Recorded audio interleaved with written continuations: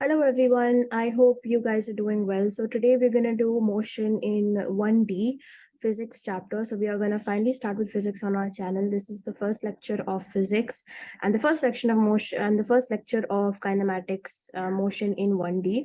So let's start. All right. Now the notes as always will be available on Telegram and the link is in the description. जाके join कर लो, वहाँ पे तुम्हें पिछले lecture के भी नोट्स मिल चुके होंगे बायो के. अब हम लोग स्टार्ट करने वाले हैं फिजिक्स. ठीक है, तो फिजिक्स में देखो मोशन इन 1D. देखो मोशन इन 1D बहुत आसान है. ठीक है, बहुत ज्यादा आसान है. मतलब आई कैन नॉट एक्सप्लेन कि ये कितना ज्यादा आसान चैप्टर है, लेकिन provided that you take enough practice questions and enough practice sessions on this topic. ठीक है, तो ये टॉपिक बड़ा आसान है क्योंकि इसमें सिर्फ तुम्हें एक डायरेक्शन के मोशन में डील करना होता है.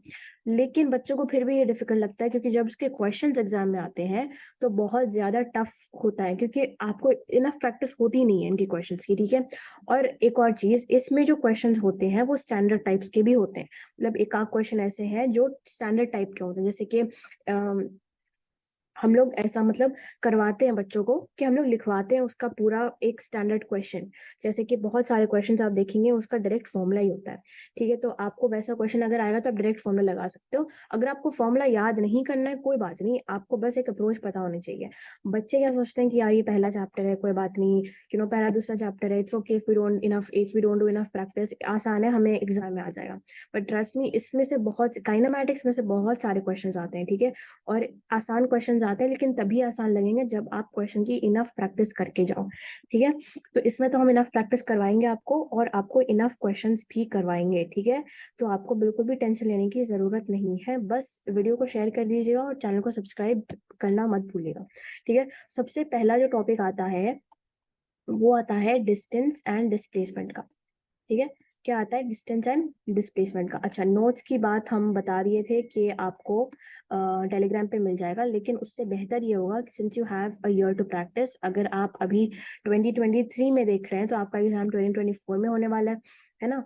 तो बेटर ये होगा कि आप नोट्स साथ साथ बनाते हुए चलिए. लेकिन अगर आप बाद में देखेंगे तो शायद आपको नोट्स की प्रॉब्लम होगी क्योंकि उतना टाइम नहीं होगा, तो आपको टेलीग्राम पे नोट्स मिल जाएगा. ठीक है, तो डिस्टेंस एंड डिस्प्लेसमेंट तो यार बहुत सिंपल सी बात है, जल्दी जल्दी करते हैं इस पार्ट को क्योंकि डिस्टेंस डिस्प्लेसमेंट वगैरह बेसिक चीजें होती हैं और सबको पता होती है. ठीक है, आप लोग तो ज्यादातर लोग रिपीटर्स होंगे तो आपको पता ही होगा. डिस्टेंस क्या होता है? Distance is the total path length, है ना, टोटल पाथ लेंथ है ना. ठीक है, और डिस्प्लेसमेंट क्या होता है? डिस्प्लेसमेंट की खास बात ये होती है कि this is the shortest distance between initial and final position. ठीक है, अब देखिए,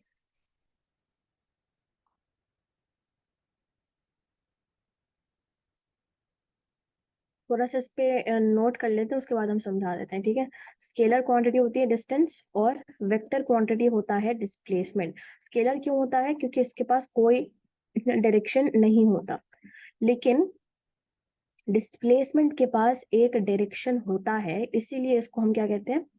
वेक्टर क्वांटिटी कहते हैं. ठीक है, डिस्टेंस, ये बहुत इंपॉर्टेंट पॉइंट है कि डिस्टेंस कभी भी जीरो नहीं हो सकता, कभी भी नहीं, एट एनी कॉस्ट डिस्टेंस जो है वो जीरो नहीं हो सकता. ठीक है, डिस्टेंस जीरो नहीं हो सकता, लेकिन डिस्प्लेसमेंट जीरो हो सकता है. क्यों हो सकता है? क्योंकि डिस्प्लेसमेंट का क्या डेफिनेशन है बताना जरा. डिस्प्लेसमेंट का डेफिनेशन है कि डिस्प्लेसमेंट वो शॉर्टेस्ट डिस्टेंस है between the starting and the ending point. मान लीजिए कि आप स्टार्ट आपने ए पॉइंट से किया, मान लो कि तुमने ए पॉइंट से स्टार्ट किया, तुम घूम घाम के तुमने पूरी जगह घूम के तुम वापस से ए पे ही आ गए, तो तुम्हारा डिस्टेंस तो कभी भी जीरो नहीं होगा, लेकिन तुम्हारा डिस्प्लेसमेंट तो जीरो है ना. क्योंकि डिस्प्लेसमेंट का क्या मतलब होता है? स्टार्टिंग और एंडिंग पॉइंट के बीच का डिस्टेंस. तुमने स्टार्ट भी ए से किया, अब तुम एंड भी ए पे कर रहे हो, तुम्हारा डिस्प्लेसमेंट जीरो है ना. तो तुम कह सकते हो कि डिस्प्लेसमेंट के चांसेस होते हैं बिल्कुल कि वो, एक सेकेंड, कह सकते हो कि डिस्प्लेसमेंट कैन बी जीरो ठीक है। Can be zero, can be zero का क्या मतलब होता है कि हो भी सकता है नहीं भी हो सकता। ठीक है, ये नहीं कह रहे कि हम डिस्प्लेसमेंट जीरो ही होता है या डिस्प्लेसमेंट जीरो नहीं होता है, हम कह रहे हैं कि डिस्प्लेसमेंट कैन बी जीरो। ठीक है, तो हमें एक बात तो पता लग गई कि distance can not be zero and displacement can be zero, can not be zero. ठीक है, मर्जी उसकी। ठीक है, डिपेंड्स के तुम कैसे ये करते हो, कहाँ से कहाँ तुम्हारा पाथ क्या है। ठीक है, ये तो पता हो गया। अब एक छोटा सा डायग्राम ले लो यहाँ पे, किधर गया कर्सर, किधर गया। हाँ, ठीक है, मान लो कि हम स्टार्ट कर रहे हैं पॉइंट ए से। ठीक है, अब हम ग्रीन में तुमको डिस्टेंस बना के दिखा रहे हैं कि तुम यहाँ से गए, यहाँ से मस्त घूम के यहाँ बी पॉइंट पे आ गए। ठीक है, अब तुमको ब्लू से दिखा रहे हैं कि ये तुम्हारा डिस्प्लेसमेंट होता है। समझ गए, समझे। ठीक है, तो ब्लू तुम्हारा डिस्प्लेसमेंट है और ग्रीन तुम्हारा डिस्टेंस है।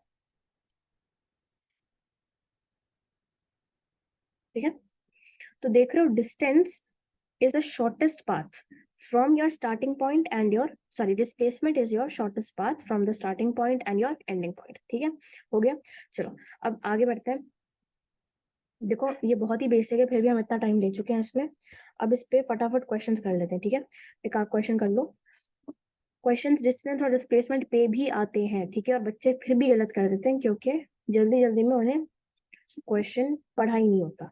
ठीक है, तो क्वेश्चन देखो, मान लो ये क्वेश्चन है कि अ बॉडी, अब साथ साथ क्वेश्चन लिखो, क्वेश्चन करो, आपकी मर्जी है। आप क्वेश्चन मत लिखो, आपको नोट्स मिल जाएंगे, आप उसको अपने फोल्डर में रख सकते हो, लेकिन अगर आपको लिखना है तो जल्दी जल्दी लिखो। ठीक है, a body moves along the, next time ना हम क्वेश्चन प्रिंट मतलब फोटो लेके आएंगे, नहीं तो बहुत टाइम लग जाएगा। Curved path of A quarter circle. ठीक है, कैलकुलेट डिस्टेंस एंड डिस्प्लेसमेंट। अब इसका ऑप्शंस भी दिए हुए हैं, लेकिन हम लिखेंगे नहीं क्योंकि हमारे पास टाइम नहीं है। ठीक है, जल्दी जल्दी कंप्लीट करवाएंगे। तो क्या लिख रहा है, body moves along the curved path of A quarter circle. Quarter circle क्या होता है, सर्कल का 1/4 हिस्सा, है ना। ये क्वार्टर सर्कल है, ये सर्कल का ओरिजिन। ठीक है, ये आर और ये आर। ठीक है, this is your quarter circle. देखो सर्कल ये होता है, इसको 4 हिस्से में डिवाइड कर दो, तो ये एक क्वाड्रेंट हो गया, ये दूसरा, ये तीसरा, ये चौथा। तो उसने बोला है कि सर्कल का 1/4। ठीक है, body moves along the curved path of a quarter circle, calculate the distance and displacement. सही है, तो अब देखो डिस्टेंस कितना होगा। अब देखो कि वो मूव कहाँ से कहाँ कर रहा है, जहां जहां वो गया वहां वहां की पाथ लेंथ कैलकुलेट करो, सबको ऐड कर दो, ये तुम्हारा डिस्टेंस हो गया। ठीक है, डिस्टेंस हो गया। एक सेकंड रुको।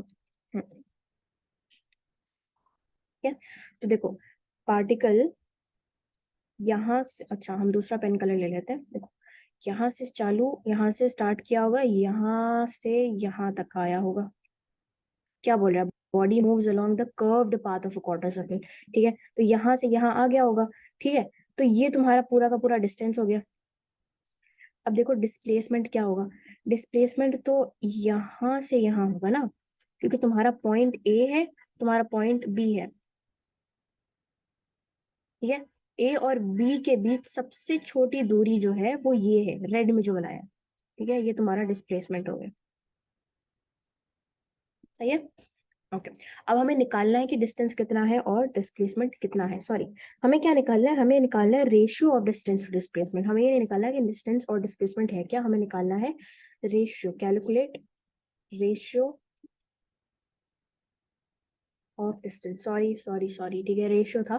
रेशियो निकालना है क्योंकि मेरे पास यहाँ पे ऑप्शन है तो मैं आंसर चेक कर सकती हूँ। ठीक है, वरना तो तुमने अगर डिस्टेंस डिस्प्लेसमेंट निकाल लिया तो बहुत अच्छी बात है, नहीं निकाला है कोई बात नहीं, ratio of distance to displacement पूछा है। तो बताओ भैया डिस्टेंस कितना है। चलो वापस से ब्लू लेते हैं। ठीक है, डिस्टेंस, देखो डिस्टेंस उसने कितना ट्रैवल किया है, कर्व्ड पाथ। अब कर्व्ड पाथ का कुछ याद आ रहा है तुम्हें। देखो ये अगर पूरा सर्कल था तो सर्कल का पेरीमीटर कितना होता है, 2πr, है ना। लेकिन इसने सर्कल का सिर्फ 1/4 हिस्सा चला है, इसका मतलब तुम इसको बाय 4 कर दो, तो क्या आ गया, πr/2। आया कि नहीं आया? पाई आर बाई 2 आ गया। ठीक है, क्यों आया, कैसे निकाला? देखो अप्रोच क्या है यहाँ पे, तुम्हें निकालना है कि डिस्टेंस कितना ट्रैवल हुआ। डिस्टेंस का क्या मतलब है कि वो इस रास्ते पे, यानी जो मैंने ब्लैक से यानी ब्लू से जो बनाया है उस रास्ते पे वो कितना चला है। तो उसने बोला कि कर्व्ड पाथ। कर्व्ड पाथ क्या है? कर्व्ड पाथ है perimeter of A quarter circle. ऐसे भी निकाल सकते हो, perimeter of A quarter circle कितना होता है यार, देखो देखो 2 पाई आर होता ही है पूरे सर्कल का, फुल सर्कल का। तो फिर 1/4 सर्कल, ये 1/4 कम, 1/9 ज्यादा लग रहा है। 1/4 सर्कल का पेरीमीटर कितना होगा? 2 pi R divide by 4, unitary method लगाओ, है ना। तो पाई आर बाई 2 आ गया तुम्हारा डिस्टेंस। ठीक है, अब तुम डिस्प्लेसमेंट निकालो, वैसे ही निकालो डिस्प्लेसमेंट। अब देखो डिस्प्लेसमेंट निकालना बिल्कुल आसान है। देखो डिस्प्लेसमेंट में क्या दे रखा है, कुछ नहीं दे रखा। देखो देखो देखो देखो देखो, ये जो है ये देखो ये तुम्हारा रेडियस है, ये भी रेडियस है। तो ये क्या होना चाहिए, पाइथागोरस थ्योरम से निकाल सकते हो। अब हम तुमको पाइथागोरस थ्योरम करके तो नहीं दिखाएंगे, है ना, इतना तो तुम्हें पता होना चाहिए कि बाय पाइथागोरस थ्योरम, इतना हम लिख दे रहे हैं अगर तुम्हें फिर भी दिक्कत हो, कि बाय पाइथागोरस थ्योरम। बहुत बेसिक चीज है, ठीक है, इतना तो तुम्हें पता होना चाहिए। ए बी का लेंथ क्या हो जाएगा, √r² प्लस r², यानी कि r√2, है ना। सही बात है, बिल्कुल सही बात है। कैपिटल आर, अरे अरे अरे, एक सेकंड रुको।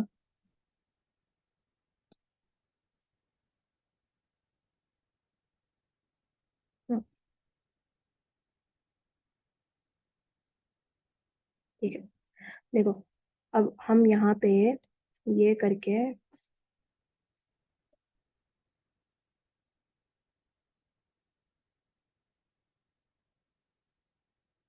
r√2 हो गया। ठीक है, अब क्या करना है, बस अब रेशियो निकालो।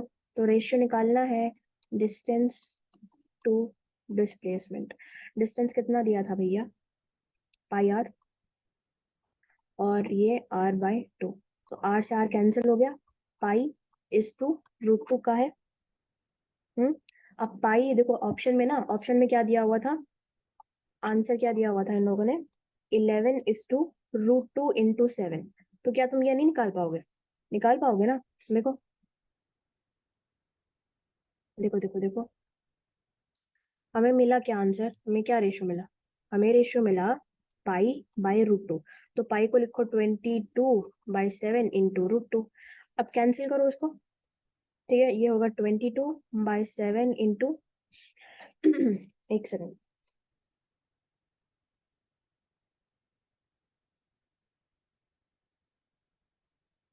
ये एक सेकंड एक सेकंड एक second.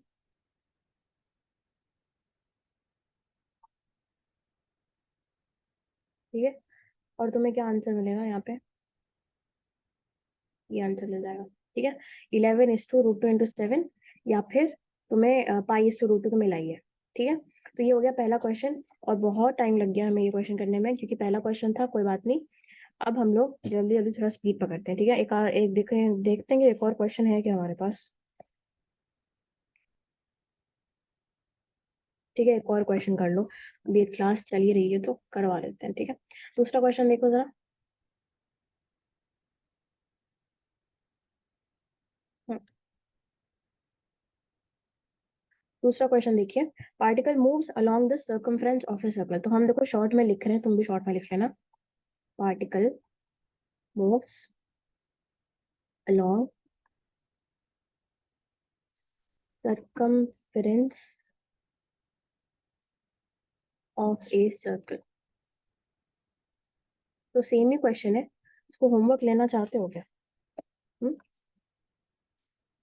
Calculate displacement and distance. अब देखो ऑप्शन तुम्हें सेम सेम मिलेंगे। ठीक है, एक जैसे मान लो कोई ए ऑप्शन है x, y, बी ऑप्शन है y, x। तो तुम्हें देखना है कि डिस्प्लेसमेंट क्या मिला था, डिस्टेंस क्या मिला था, उस हिसाब से तुम्हें मार्किंग करनी है। ठीक है, ऐसा ना हो कि तुमने डिस्प्लेसमेंट को मतलब उल्टा कर दिया। ठीक है, क्योंकि ऐसा ऐसे भी गलती होती है, और यार फालतू में नंबर कट जाते हैं, इसलिए प्लीज ये मत किया करो। ठीक है, बहुत दुख होता है बाद में, इसलिए। तो यार जल्दी जल्दी करते हैं, बहुत आसान सा क्वेश्चन है। ये देखो, एक सेकंड, देखो, particle moves along the circumference of a circle. तो ये एक सर्कल है, ये उसका सेंटर है। मान लो ए पॉइंट से पार्टिकल जा रहा है और वो पूरा सर्कमफ्रेंस कंप्लीट कर रहा है, ठीक है। तो बताओ डिस्टेंस कितना होगा?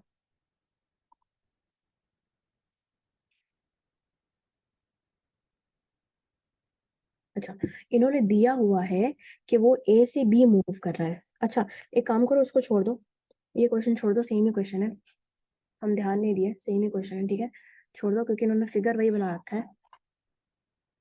तो हम लोग एक काम करते हैं, दूसरा क्वेश्चन है मेरे पास। अच्छा,